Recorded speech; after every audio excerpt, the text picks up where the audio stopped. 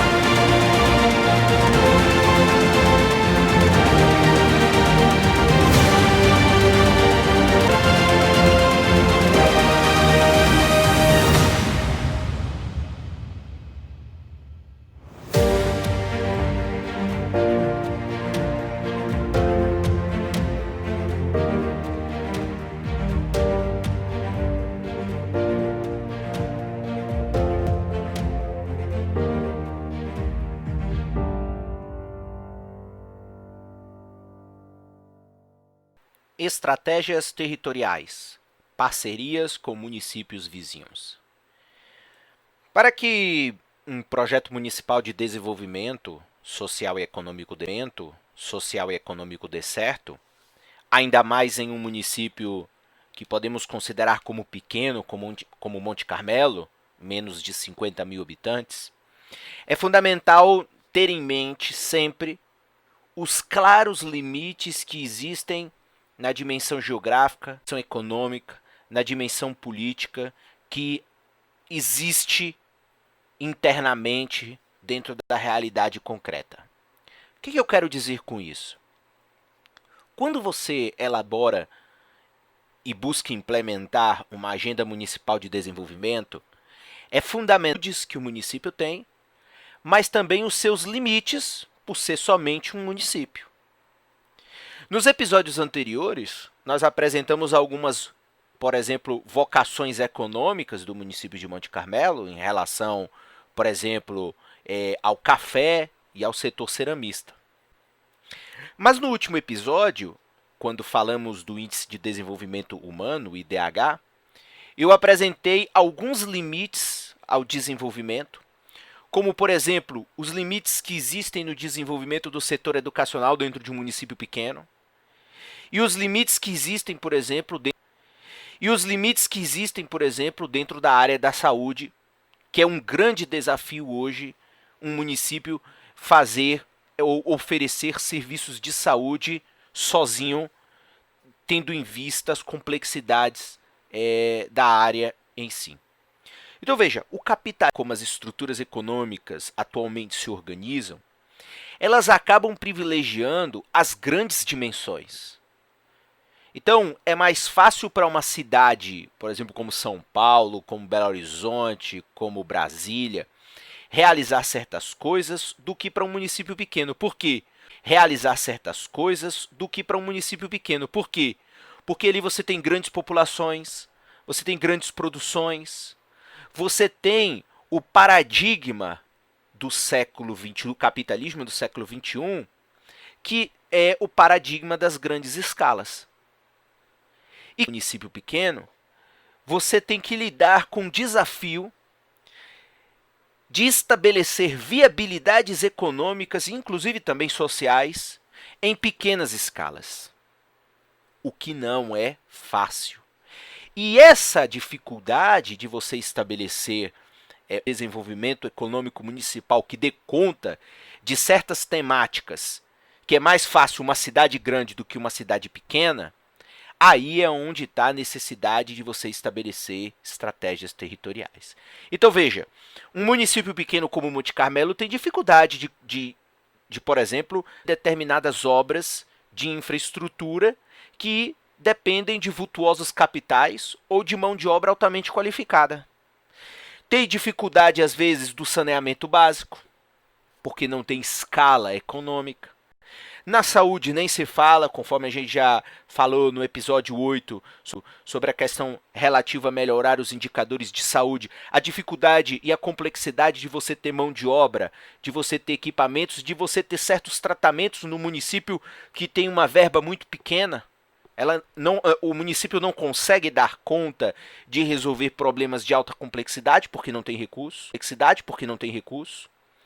Você tem o problema em relação à escala de determinados abastecimentos, segurança pública, tecnologia, a gestão de resíduos e a própria mão de obra qualificada. Ou seja, às vezes um município encontra um município pequeno como Monte Carmelo, porque ele não consegue mão de obra qualificada. As pessoas que se qualificam, elas tendem a ser atraídas pelos grandes centros urbanos.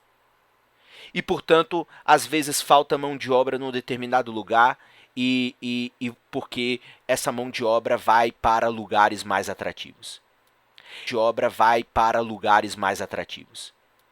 Então, esse limite é fundamental reconhecer que ele pode criar restrições ao projeto de desenvolvimento do município. E como é que a gente corrige, então, esses limites da ação pública, mas também limites da ação privada? Por exemplo, às vezes, um município pequeno como Monte Carmelo, ele não tem uma grande indústria porque o município não tem energia. E às vezes a companhia de energia não investe no município porque o investimento vai ser tão alto que a operação do município não paga aquele investimento. Então, como que a gente corrige esses limites públicos e esses limites privados? Mais uma vez, as estratégias territoriais vão dar conta de tentar solucionar alguns destes limitantes que um município sozinho pode ter. Então, a estratégia territorial é nada mais, nada menos do que eu juntar um conjunto de municípios que possuem os mesmos interesses, que têm uma atividade econômica como ideia, que compartilham os mesmos valores e, inclusive, compartilham uma proximidade geográfica. E vou fazer com que esses municípios juntos possam, então, ter ganhos de escala para a execução de uma série, estar também escalas no campo privado, para que você possa, então, detonar um projeto de desenvolvimento econômico, não ficando limitado em determinadas áreas de atuação. E aí eu queria destacar duas formas de você fazer essas estratégias territoriais. Então, Monte Carmelo pode construir uma estratégia territorial em que você tem uma pegada mais pública, e você pode ter uma estratégia de governança territorial com uma pegada mais privada. Você une esses dois, o público e o privado, operando em conjunto, em sinergia, para encontrar as soluções e resolver os desafios do município.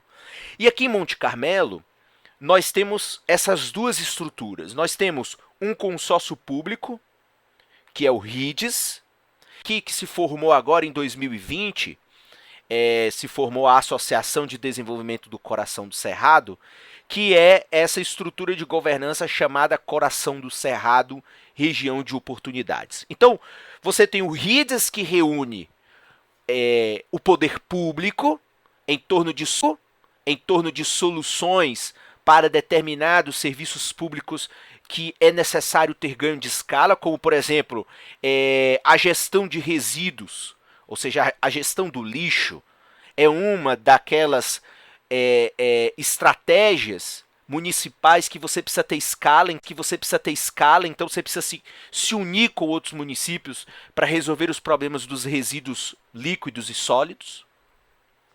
E aí você tem o RIDS. Então o RIDS reúne Abadia dos Dourados, Coromandel, Cascalho Rido, Douradoquara, Estrela do Sul, Grupiara, Indianópolis, Iraí de Mitorno, deste projeto. Que, se eu não estou enganado, ele foi formado em 2012 e 2013, quando ele se consolida como um consórcio intermunicipal público, ou seja, ele reúne os gestores públicos em torno dessa governança e buscam, portanto, dentro dentro desses municípios, ou seja, os prefeitos, os vereadores desses municípios buscam construir em torno do consórcio público um conjunto de estratégias para dar vazão a temas que os municípios individualmente não seriam capazes de resolver, portanto, resolvem em conjunto. Então, essa é uma perna da estratégia territorial, essa gestão pública que é fundamental. E fundamental é que o consórcio público faça com que essas prefeituras tentem, de maneira conjunta, ou seja, cada município pode ter uma restrição orçamentária que inviabilizaria determinados investimentos. Mas como a lei permite que eles possam aportar capital a esses consórcios, o consórcio pode, por exemplo, realizar investimentos vultuosos que um município só não conseguiria. Então, essa é uma perna, esse é um pilar da estratégia territorial. O segundo pilar da estratégia territorial é o estabelecimento de uma estrutura de governança privada ampla e que reúna grande parte da sociedade civil organizada.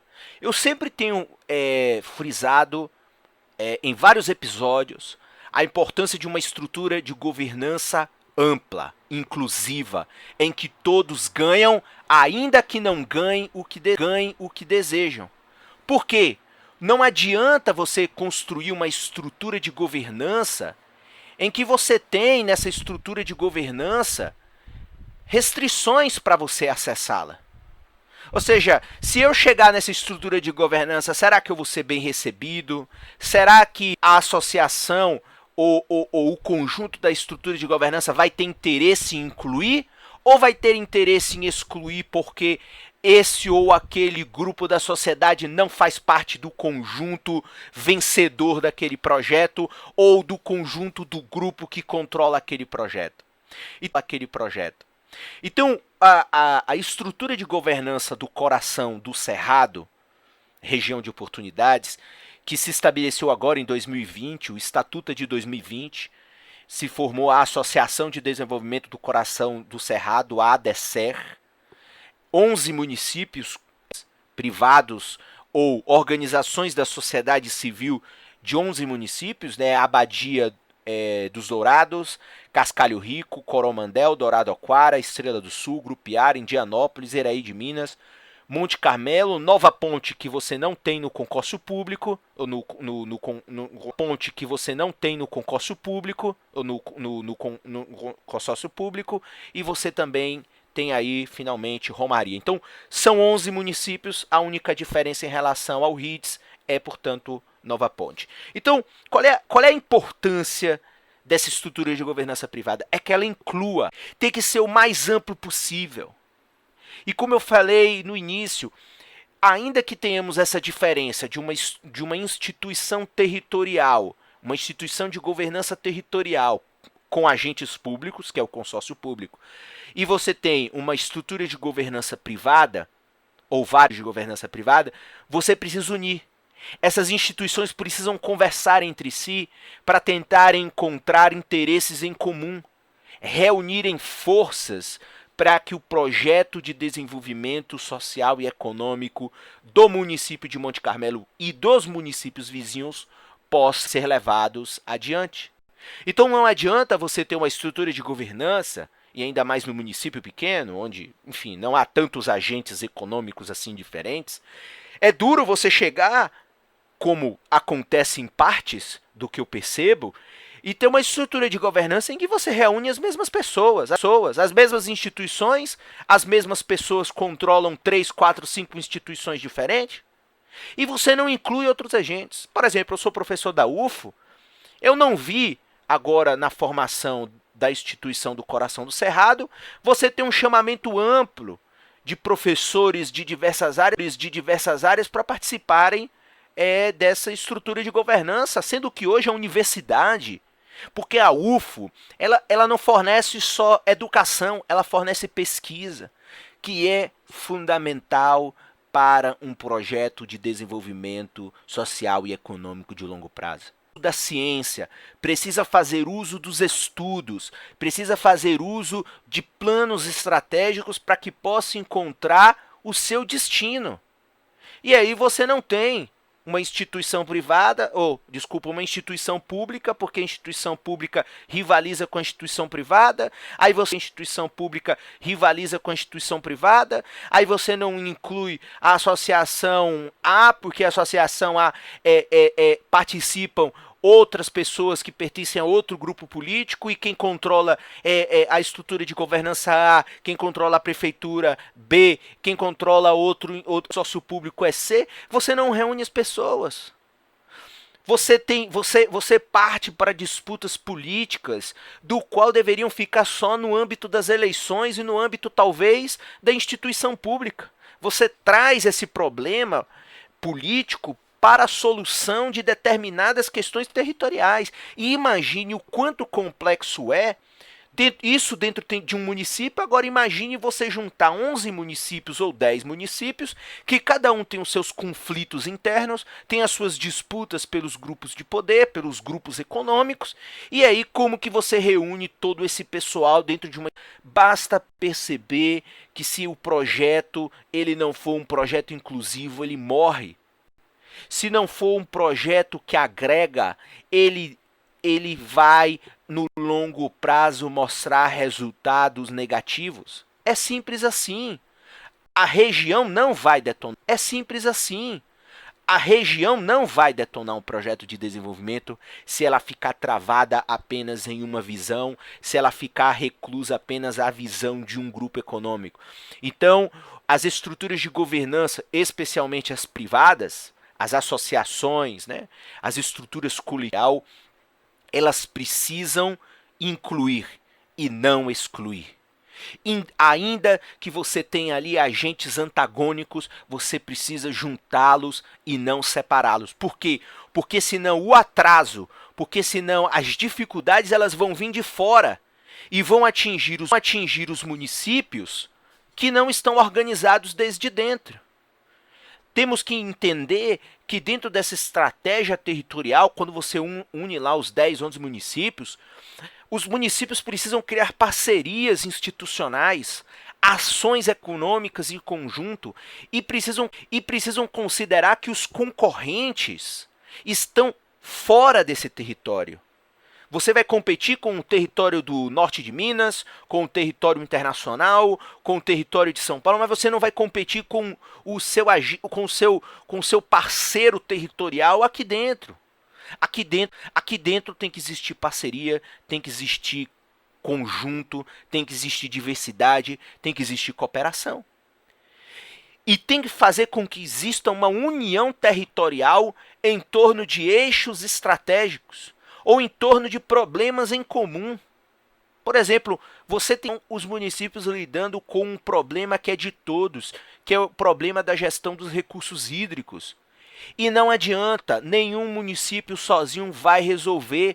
É preciso ter uma solução em conjunto para buscar seus interesses em Brasília, em conjunto para buscar seus interesses, em Belo Horizonte, junto ao governo do estado. É só assim que você consegue resolver não só esse problema, mas vários outros. Por exemplo, o problema de infraestrutura, a gestão das estradas, a logística estadual e federal que passa política para que haja manutenção, para que exista uma melhoria, porque a logística, ou seja, a capacidade de escoar a produção local do agronegócio, das cerâmicas, ou a vontade de trazer novos recursos para a educação, enfim, para a ciência, novos institutos, enfim, para a ciência, novos institutos e por aí vai, depende dessa articulação em conjunto, ou seja, o conjunto, a cooperação, produz muito mais resultados positivos do que a competição dentro do território. Então, essa é a deste 9º episódio, com o objetivo de mostrar a grande importância que tem montar uma agenda municipal de desenvolvimento que reconheça que, ainda que a gente esteja aqui preocupado com o desenvolvimento das fronteiras do município, de dentro das fronteiras do município, é preciso também observar o nosso entorno e ver quais são as vantagens que estar associado no entorno podem produzir do ponto de vista de favorecer essa agenda municipal de desenvolvimento. É isso, meus amigos e minhas amigas, sobre os obstáculos estaduais, nacionais e globais ao desenvolvimento municipal. Até lá!